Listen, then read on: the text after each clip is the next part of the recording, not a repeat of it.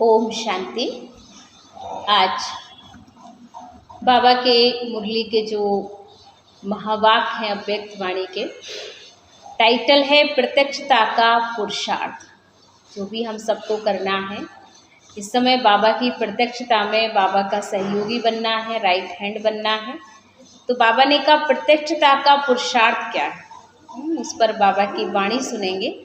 19/4/1973 के ये बाबा के अव्यक्त महावाक्य हैं। आज टाइटल है निकृष्ट से भी श्रेष्ठ तथा भाग्यहीन से भी भाग्यवान बनाने वाले शिव बाबा बोले, क्या आप अपने को बाप दादा के समीप रहने वाले पद्मा पदम भाग्यशाली श्रेष्ठ आत्माएं समझते हो, जो जिसके भी समीप रहने वाले होते हैं उनमें समीप रहने वाले के गुण स्वतः और सहज आ जाते हैं।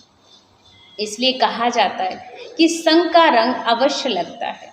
तो आप आत्माएं जो सदा बाप दादा के समीप हो अर्थात श्रेष्ठ संग में रहती हो, उनके गुण व संस्कार तो अवश्य बाप दादा के समान ही होंगे। बहुत ही अच्छी पॉइंट है। जैसी संगत होती है वैसी रंगत भी आ जाती है। तो बाबा ने कहा जब लोगों के संग में रहते हो तो आप वैसे बन जाते हो। अगर आपको परमात्मा का रंग लग जाए तो आप कैसे बन जाएंगे, है ना। तो भगवान का रंग का जो संग का रंग है वो बहुत ही स्पेशल है। इस रंग को लगाने के लिए भी हमें भगवान की संग की हर पल अनुभूति होनी चाहिए। तो बाबा ने कहा कि संग का रंग अवश्य लगना चाहिए। तो आप आत्माएं जो सदा ही बाप दादा के समीप हो अर्थात श्रेष्ठ संग में रहती हो, उनके गुण व संस्कार तो अवश्य बाप दादा के समान ही होंगे। निरंतर श्रेष्ठ संग में रहने वाले आप वत्स अपने में सदैव वह रूहानी रंग लगा हुआ अनुभव करते हो। क्या आप वत्स स्वयं को हर समय रूहानी रंग में रंगी हुई आत्माएं समझते हो? जैसे स्थूल रंग स्पष्ट दिखाई देता है वैसे ही कुसंग में रहने वाली आत्माओं का मायावी रंग भी छिप नहीं सकता। बोलो दिखाई देता है ना। जो कुसंग में होगा उस पर कुसंग का रंग जरूर दिखाई पड़ता है, और सही संग में होगा तो उसका भी रंग अवश्य दिखाई पड़ता है। तो बत्सों ने सिर हिलाया, माने जो वत्स थे बाबा के बच्चे थे, उन्होंने सिर हिलाया कि हाँ बाबा, जैसा संग होता है वैसा रंग हमारे ऊपर अवश्य चढ़ जाता है। तब वैसे ही श्रेष्ठ संग में रहने वालों का रूहानी रंग भी सभी को दिखाई देना चाहिए। कोई भी देखे तो उनको ये मालूम हो कि ये रूहानी रंग में रंगी हुई आत्माएं हैं। ऐसे सभी को मालूम होता है यह अभी गुप्त हो, ये रूहानी रंग गुप्त ही रहना है। क्या प्रत्यक्ष कब होना है? क्या अंत में प्रत्यक्ष होंगे आप? वह डेट कौन सी होगी? अंत की डेट सभी की प्रत्यक्षता के आधार पर है।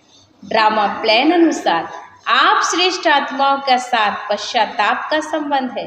बाबा ने कहा ड्रामा अनुसार आप श्रेष्ठ आत्माओं के साथ पश्चाताप का संबंध है। जब तक पश्चाताप नहीं किया तब तक मुक्ति धाम जाने का वर्षा भी नहीं पा सकते हो। इसलिए जो भी निमित्त बने हुए हैं उनसे ही पूछेंगे ना, निमित्त कौन है? आप सभी भी निमित्त ही हो। आपकी प्रत्यक्षता आपके कर्म का बाबा कहते हैं धर्मराजपुरी में स्पष्टीकरण आपके निमित्त देंगे। इसलिए निमित्त के दिल पर भी चढ़ना बहुत आवश्यक है, स्वयं के भी दिल पर चढ़ना बहुत आवश्यक है। तो आप सभी हो ना कि अभी अपने ही आगे अपने संपूर्ण स्टेज प्रत्यक्ष नहीं हुई है तो औरों के आगे कैसे प्रत्यक्ष करोगे? क्या अपनी संपूर्ण स्टेज आपको श्रेष्ठ दिखाई देती है? वह हाथ उठाओ। वास्तव में संपूर्ण स्टेज तो नॉलेज से सभी जानते हो, लेकिन अपने आप को क्या समझते हो? समीप के हिसाब से उस समय समान बनेंगे ना तो अपनी संपूर्ण स्टेज दिखाई देती है। मैं कौन हूँ ये पहेली हल नहीं हुई क्या? कल पहले भी मैं क्या थी, है ना। बाबा कहते खुद से पूछो कि कल पहले मैं क्या थी और आज बाबा ने मुझे क्या बना दिया। ये मैं कौन की पहेली तो अब ब्रह्मावस्थों की हल हो ही गई ना। ये अपनी संपूर्ण स्टेज भूल गए हो क्या? औरों को तो 5000 वर्ष की बात पहले याद दिलाते हो। पहले जब आते हैं ना तो पूछते हैं कि पहले कभी मिले थे जब औरों को कल पहले वाले बातें याद दिलाती हो तो याद दिलाने वाले को अपने आप की तो याद होगी ना। दर्पण स्पष्ट नहीं है, जब दर्पण स्पष्ट होता है ना तो पावरफुल होता है। इसलिए दर्पण को भी बाबा कहते हैं स्पष्ट करो, जो भी आपको देखे तो ये समझ जाए ये वही कल पहले वाली आत्माएं हैं, ये देव कुल की आत्माएं हैं। तो ये पावरफुल ऐसा वातावरण बनाना है जो जैसा है ना वह वैसा ही दिखाई देता है। आप विशेष आत्माएं और सर्वश्रेष्ठ आत्माएं क्या अपनी श्रेष्ठ स्टेज को देख नहीं पाती हो? इतनी ही देरी है विनाश के आने में, जब तक आप निमित्त बनी हुई आत्माओं को अपने संपूर्ण स्टेज का स्पष्ट साक्षात्कार हो जाए। अब बताओ विनाश में कितना समय है? जल्दी होना है, देरी है क्या? आज सतगुरुवार है ना, तो आप वतन में रूरिहान चल रही थी। कौन सी रूरिहान? वर्तमान स्टेज कहाँ तक नंबरवार पुरुषार्थियों की चल रही है। इसमें रिजल्ट क्या निकली होगी? पहले प्रश्न की रिजल्ट में मेजॉरिटी 50% से ज़्यादा नहीं निकले। और वह पहला प्रश्न कौन सा था? इस वर्ष का जो महत्व सुनाया था और डायरेक्शन दिया था कि यह वर्ष विशेष रूप में याद की यात्रा में रहना है। वह अव्यक्त स्थिति में स्थित रहते हुए वरदान प्राप्त करते हुए, तो डायरेक्शन प्रमाण जो वर्ष के आदि में अटेंशन और स्थिति रही वह अभी है क्या? बाबा पूछ रहे हैं कि जो वर्तमान समय बाबा स्टेज देखना चाहता है जो पहले थी, क्या वह स्टेज वो रही है? वो अव्यक्त अवस्था, वो वरदानी अवस्था बाबा ने कहा अभी है क्या बच्चों में? डायरेक्शन प्रमाण जो वर्ष के आदि में अटेंशन और स्थिति रही वह अभी भी हो। जो अव्यक्त वातावरण रूहानी अनुभव पहले किया वही रूहानी स्थिति अभी होनी चाहिए। स्टेज में व अनुभव में फर्क है। जैसे सभी वे सेवा केंद्रों का आकर्षणमय वातावरण जो आप सभी को भी आकर्षण करता रहा, वही क्या सर्विस करते हुए नहीं बन सकता? इस प्रश्न के रिजल्ट में सुनाया कि 50% रिजल्ट नहीं था। दूसरे प्रश्न में रिजल्ट 60% ठीक थी। वह कौन सा प्रश्न है? सर्विस की रिजल्ट या उमंग उत्साह में रिजल्ट बहुत अच्छी है, लेकिन बैलेंस कहाँ है? अगर बैलेंस ठीक रखो तो बहुत शीघ्र ही मास्टर सक्सेसफुल भी हो सकते हो। अपनी प्रजा और भक्तों को ब्लेस देकर इस दुख की दुनिया से पार कर सकोगे। अभी भक्तों को पुकार स्पष्ट और समीप नहीं सुनाई देती क्योंकि आपको स्वयं ही अपनी स्टेज स्पष्ट नहीं है। ये दूसरे प्रश्न की रिजल्ट है। तीसरी बाबा ने रिजल्ट दी कि संपर्क में, संबंध में स्वयं अपने आप से संतुष्ट व अन्य आत्माएं कहाँ तक हमसे संतुष्ट हैं। ये भी बहुत अच्छा सवाल किया बाबा ने कि जो भी हमारे संपर्क संबंध में आता है क्या वो हमसे संतुष्ट है, और क्या हम हर आत्मा को, आने वाली आत्मा को संतुष्ट कर पा रहे हैं? कहाँ तक हम स्वयं भी संतुष्ट हैं? सर्विस में व प्रवृत्ति में, सेवा केंद्र की प्रवृत्ति में तो प्रवृत्ति हुए हो, सर्विस में हो, संतुष्टता कहाँ तक रही? इसमें माइनॉरिटी बाबा ने कहा माइनॉरिटी पास है, लेकिन जो माइनॉरिटी माने जो मेजॉरिटी और एक माइनॉरिटी, ये दोनों में बाबा ने डिफरेंट है ना। तो बाबा कहते हैं कि मेजॉरिटी जो बच्चे होते हैं, ज़्यादा से ज़्यादा जो बच्चे हैं वो फेल हो जाते हैं, लेकिन गिने हुए चुने कुछ बच्चे होते हैं जो बच्चे पास हो पाते हैं। इसलिए बाबा ने कहा 50-50% का रिजल्ट बाबा ने देखा। अभी है लेकिन अभी नहीं, आज है कल नहीं। आज बहुत अच्छा योग लग गया और कल बिल्कुल योग नहीं लगा। आज बहुत अच्छा मूड है, कल बिल्कुल अच्छा नहीं। आज बहुत अच्छी, सबके लिए अच्छी भावना है, कल किसी के लिए अच्छी भावना नहीं। तो बाबा कहते हैं बच्चों की जो अवस्था होनी चाहिए सदा काल वाली होनी चाहिए, वो नहीं हो पा रही, और इसी कारण से हमारी रिजल्ट 50-50 पे चल रही है। अभी हम 75% भी रिजल्ट में नहीं आ पा रहे हैं। तो बाबा ने कहा कारण क्या बन रहा है? कहीं ना कहीं हम लगातार एक स्थिति में टिक नहीं पा रहे हैं। इन तीनों प्रश्नों से चलते हुए वर्ष की रिजल्ट स्पष्ट है ना। सुनाया था कि इस वर्ष में विशेष वरदान ले सकते हो, लेकिन एक मास ही वरदानी मास समझकर अटेंशन रखा। अब फिर धीरे धीरे समय अनुसार वरदानी वर्ष भूलता जा रहा है। इसलिए जितना ही इस वरदानी वर्ष में वरदान लेने की स्मृति में रहेंगे तो सहज ही वरदान भी प्राप्त होंगे, और यदि विस्मृति हुई तो विघ्नों का सामना भी बहुत करेंगे।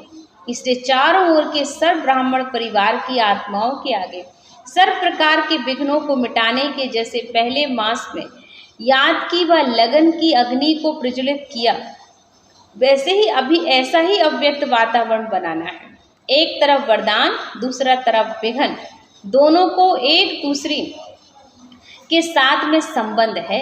तो बाबा ने कहा वरदान भी बाबा से मिलेंगे एक तरफ, और दूसरी तरफ विघ्न डालने वाले आपके जीवन में विघ्न भी डालेंगे। लेकिन हमें कहीं पर भी घबराना नहीं है, क्योंकि विघ्नों को हम एक चढ़ने की सीढ़ी समझ के आगे बढ़े कि ये जो विघ्न आया है ये मुझे चढ़ाने के लिए आया, ये आगे बढ़ाने के लिए आया, मेरी उन्नति इससे होने वाली है। तो कभी भी हम डिस्टर्ब नहीं होंगे, ढीले नहीं होंगे। सिर्फ अपने प्रति विघ्न विनाशक नहीं बनना है, हमें औरों के भी विघ्न खत्म करना है, तब तो विघ्न विनाशक गणेश का टाइटल पूरा हो पाएगा। तो बाबा ने कहा एक दूसरे के साथ में संबंध है, सिर्फ अपने प्रति विघ्न विनाशक नहीं बनना, लेकिन अपने सर्व ब्राह्मण कुल आत्माओं के प्रति भी विघ्न विनाशक करने के लिए सहयोगी भी बनना होगा। बहुत ही गहरी बात है जिसको हमें बहुत ध्यान से समझना होगा कि कोई भी आत्मा हमारे ब्राह्मण जीवन में, परिवार में आती है, हम उसके लिए विघ्न विनाशक बने, उसके विघ्नों को खत्म करने वाले बने, ना कि किसी भी ब्राह्मण आत्मा को डिस्टर्ब करने वाले बने। अगर हम किसी आत्मा को विघ्न बन जाते हैं, कुछ ना कुछ किसी के मन को खराब कर रहे हैं, डिस्टर्ब कर रहे हैं, किसी को भड़का रहे हैं, किसी को हम किसी प्रकार से किसी के दूसरे के लिए हम मन में नेगेटिविटी भर रहे हैं, तो ये ज्ञानी योगी आत्मा की पहचान नहीं है। ध्यान रहे कि जो विघ्नों को खत्म करता है वही विघ्न विनाशक गणेश बनता है, और जो विघ्न डालता है वो असुर होते हैं, और असुरों का काम ही होता है हड्डियां डालना और यज्ञ को कहीं ना कहीं डिस्टर्ब करना। लेकिन हम उस लिस्ट में खड़े नहीं होना चाहते हैं, तो इसके कारण बाबा कहते जैसा होगा संग वैसा होगा रंग। तो कोशिश करें ब्राह्मण कि अपनी संगत को सही बनाइए, अच्छे से अच्छे संग में लोगों के रहेंगे तो आपकी उन्नति बहुत ज़्यादा होगी। लेकिन गलत संगत पकड़ ली तो आपकी दुर्गति से आपको कोई रोक नहीं सकता है। तो बाबा का बार बार कहना है विघ्न विनाशक बनना है, उसके लिए संगत अच्छी रहो। और भगवान से बड़ी संगत तो मैं समझती हूँ दुनिया में कोई है नहीं, लेकिन फिर भी हम लोगों के बीच में रहते हैं तो लोगों को भी हमें चॉइस करना होगा कि किससे हमारी स्थिति डेवलप हो रही है, किससे हमारी स्थिति डाउन हो रही है। हमें उसी अनुसार अपने आप को वहाँ पे डिसाइड करना है कि हमें किसका संग करना है, किसका संग नहीं करना है। बाबा ने कहा दिन प्रतिदिन विघ्न विनाशक बनना पड़ेगा, विघ्न आएंगे। ऐसी स्पीड तेज करो, बीच बीच में चलते चलते स्पीड ढीली कर देते हो, इसलिए प्रत्यक्षता होने में भी ड्रामा में इतनी देर दिखाई दे रही है। तभी तो स्वयं को भी प्रत्यक्ष कर सकेंगे ना। अपने में सर्वशक्तिवान का प्रत्यक्ष रूप अनुभव करो, एक दो शक्ति का नहीं। सर्वशक्तिवान का मास्टर सर्वशक्तिवान होना कि दो चार शक्तिवान की संतान हो। सर्वशक्तिवान को प्रत्यक्ष करो। अच्छा, master blessful, master knowledgeful, master successful, सर्वश्रेष्ठ सदा रूहानी संग के रंग में रहने वाले विशेष आत्माओं को याद, प्यार और नमस्ते। हम बच्चों की ओर से प्यारे मीठे बाबा को भी याद, प्यार और नमस्ते, गुड मॉर्निंग। शुक्रिया बाबा, शुक्रिया बाबा।